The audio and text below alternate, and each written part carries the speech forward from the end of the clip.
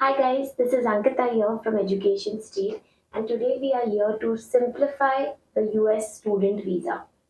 First of all, let's talk about the category of visa that you would apply to study in US. That is F1 category. So F1 is a student visa category for any kind of course, would be a bachelor's, a master's, or a PhD. Saying this, an F1 visa is granted for 5 years. So this is the basis and the fundamental that you need to understand. Going further, the first thing that I'm going to talk about is the different kind of forms that you need to fill up for receiving an F1 from an US embassy. To receive an embassy visa, you need to file three forms in this case.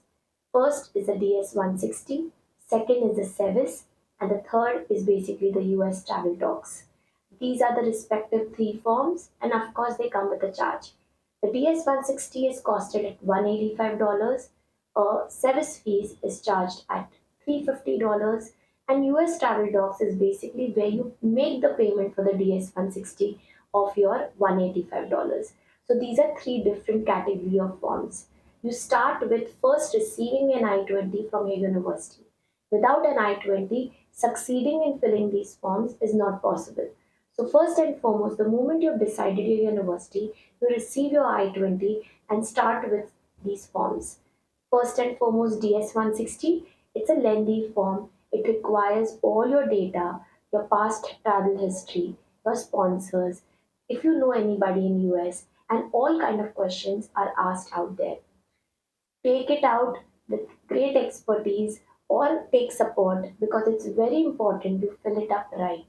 If any deviation, it may cost you later. So please be careful when you fill up a DS-160. And if you have filled earlier any DS-160, in that case, you need to have details about that as well. The second category of form is basically your SEVIS. The SEVIS is basically a SEVIS number. An I-20 holds a SEVIS number which starts from N. Now this is the form which you actually get when you are getting your I-20. So the moment you get your I-20, you can start looking out for the SEVIS number, and then eventually when you're filling this form, it's a very short form with your name, number, email ID and all of those details, and then you pay your SEVIS fees. The service fees is basically $350. So a short form but a high amount of money that you pay for it. So these are the two payments that you do for getting an F1 form, visa forms. Then coming is the US travel docs. US travel docs is actually where you receive your appointments.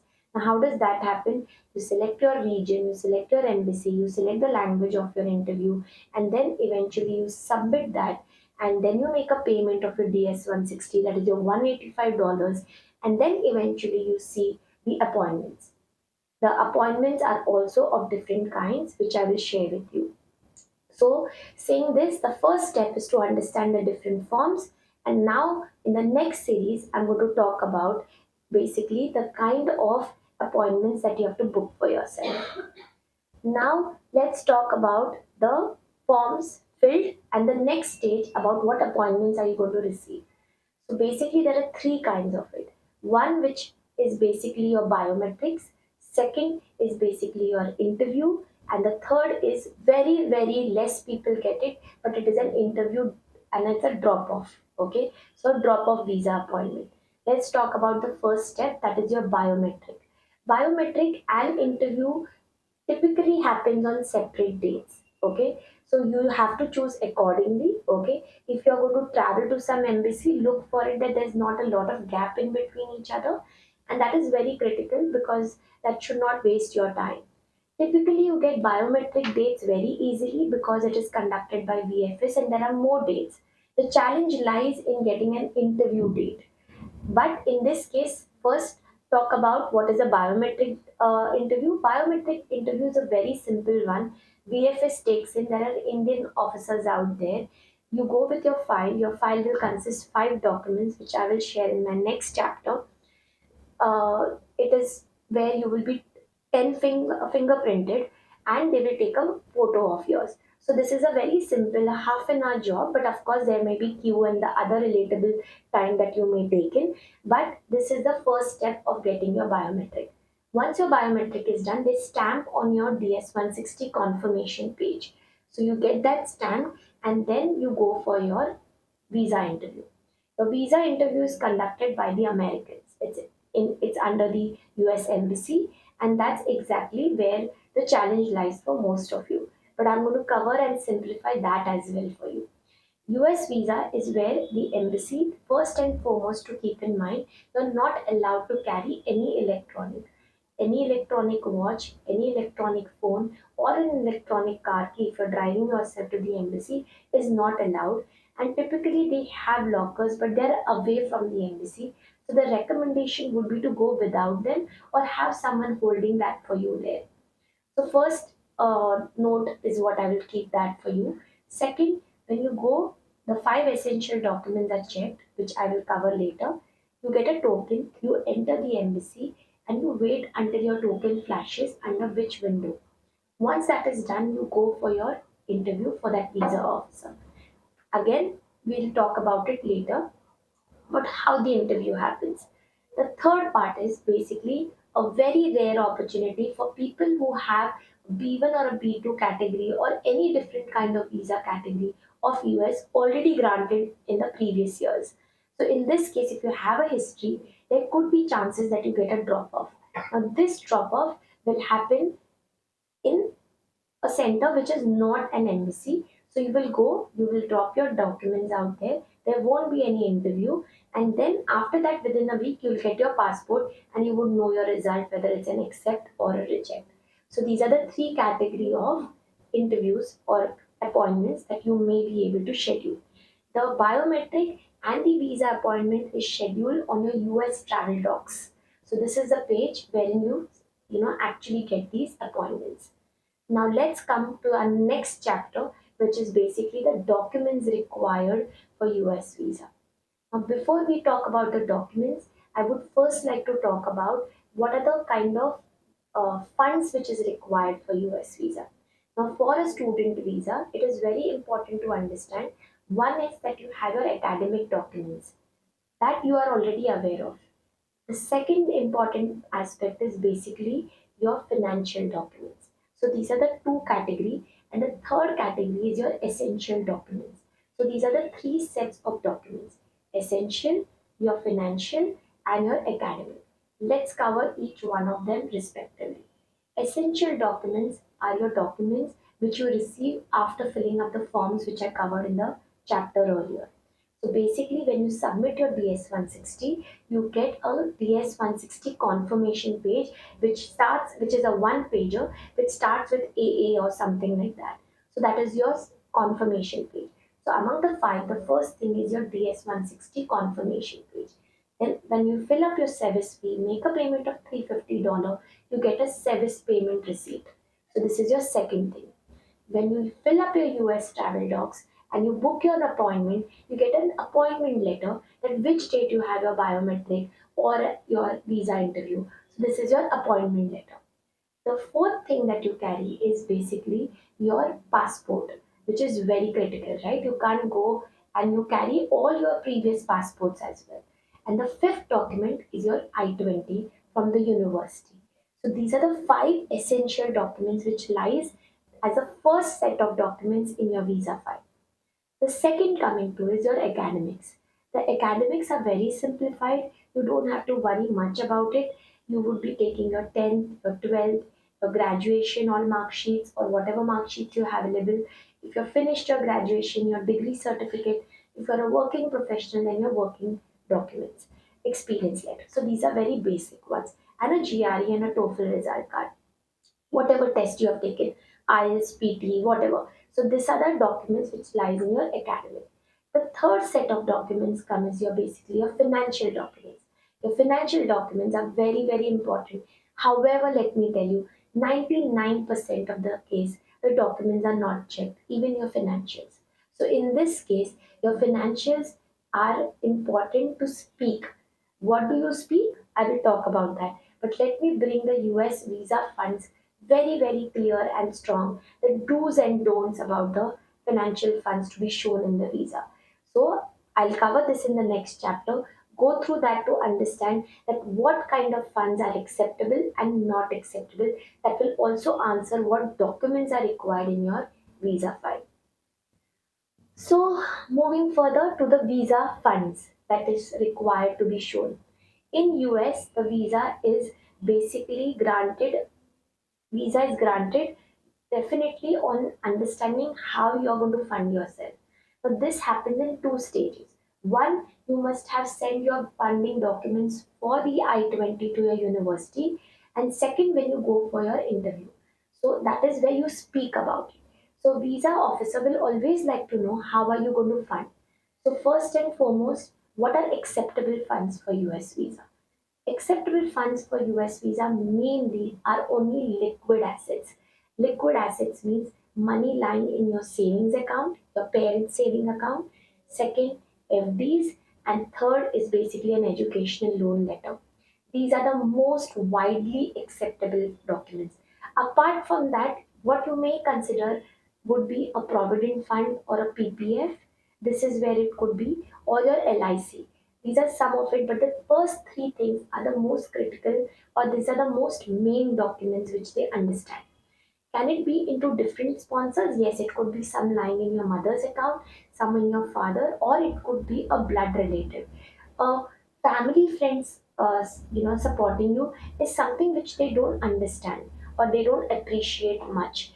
So that is something which you could come in touch with us if you have any considerations here because you're not possibly able to fund because your parents have some kind of limitations. In this case, we can talk it case by case. But typically, a parent should be the main sponsor, and second would be your blood relatives. It should be two or three sponsors and not more than that. So, saying this, if it is a so what documents will go? Suppose if it is in savings account, we take a statement of that month, the month which in you are going for your interview. If it is FD, is the same case. If it is a loan, of course, a loan is valid for certain amount of months. So, saying this, an educational loan letter. These are the documents which goes in the file. Apart from that, your father or mother, if they are filing their ITR returns, please put in your ITR. If they are working class, put their salary slips. If they are business, try to put a business proof into it or a business ITR. These are all optional documents. You do not need to fret over it or get gaga over it or pressurize your parents over it. Because as I told you, from my experience of last 14 years, there's hardly been a case wherein more than 1%, 99% of your case, it's all how you speak. Okay, so this is how the documents for financial goes in. I want to very explicitly talk about my next chapter, which I want to talk about what is non-acceptable funds in US. So coming now to the non-acceptable funds. Now non-acceptable funds for your visa in US is very very important that I give you a clear picture because there's a lot of wrongdoing which happens because of agents who are not aware of it, consultants who try to fool you or try to take advantage over you. So this is where I want to break those notions. And if you're hearing me out, I'm telling this out of whole confidence, and I can really be over and out here to tell you that these documents are not needed. These assets are not acceptable. So gold not acceptable, property not acceptable, mutual funds not acceptable, equity funds not acceptable, because all these are fluctuating money. So according to them, if you require money out there in US, it's certainly not possible that a father goes out and sells a property in a day. It's not possible. So for them, you may have a huge equity fund, but today an equity may be for say 1 lakh rupees, but tomorrow it can go as low as nothing.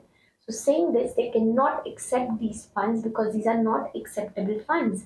So that is why when you talk to them, because as I said, most of the cases it is an interview, you better be sharing acceptable funds data, because the moment you talk about non-acceptable funds, it's an irritation from them. It is a doubt which you sow in their mind, and that exactly causes an rejection for a US visa.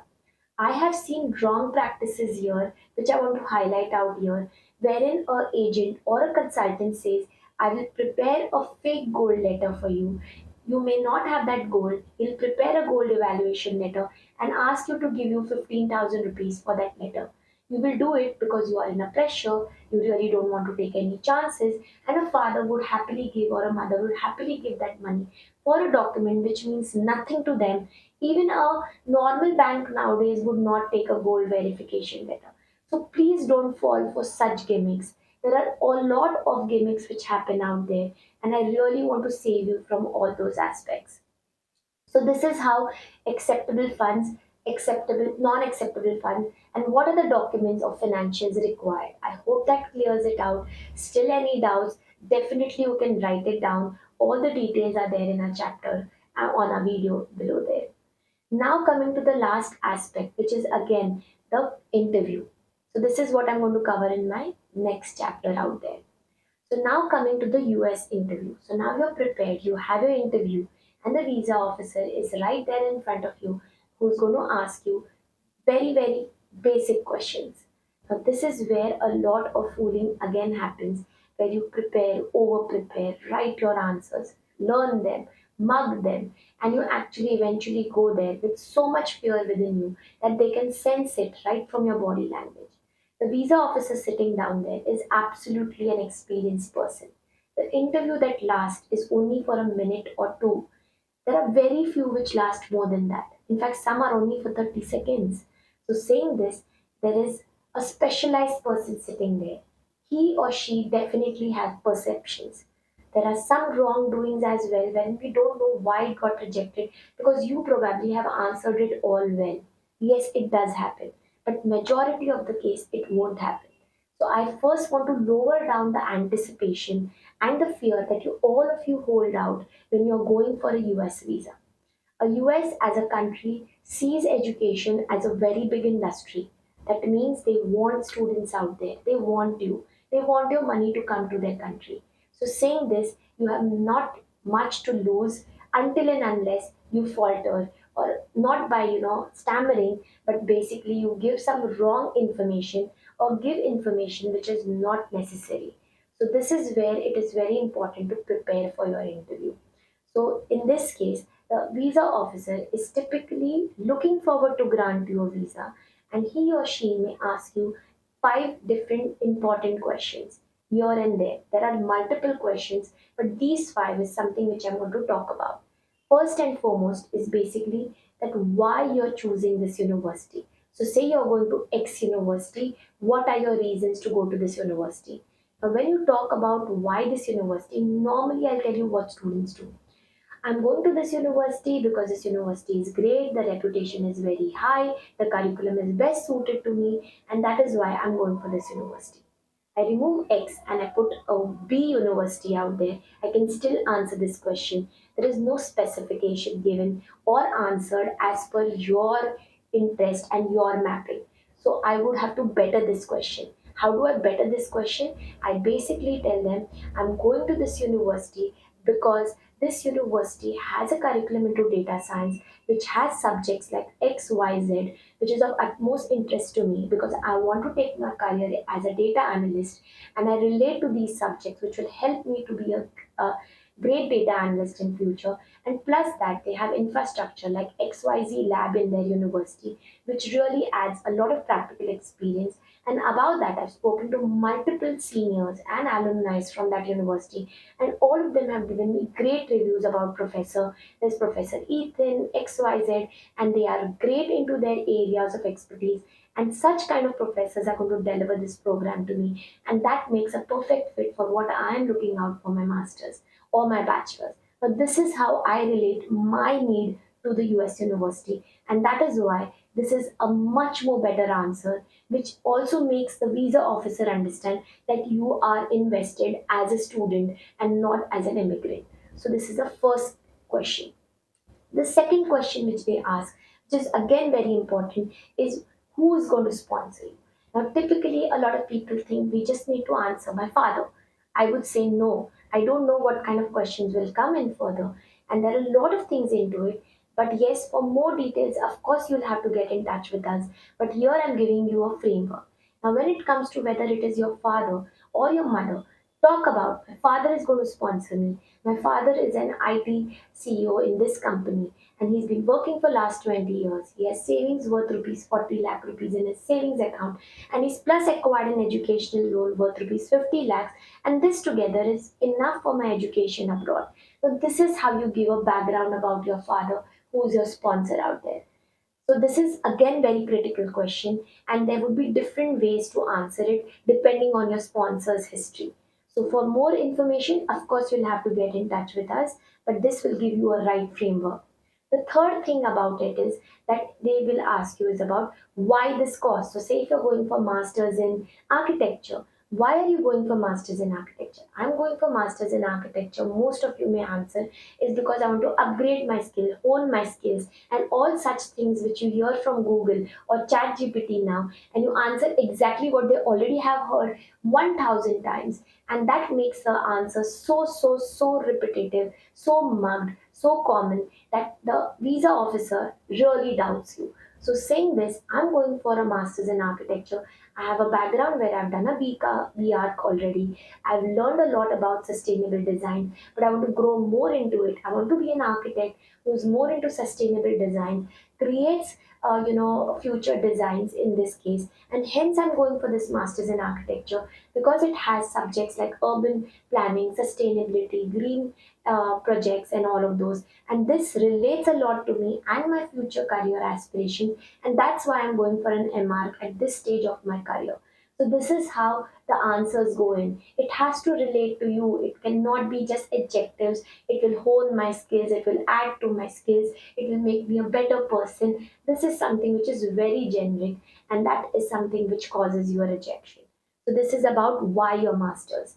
Then basically they may ask you about why USA.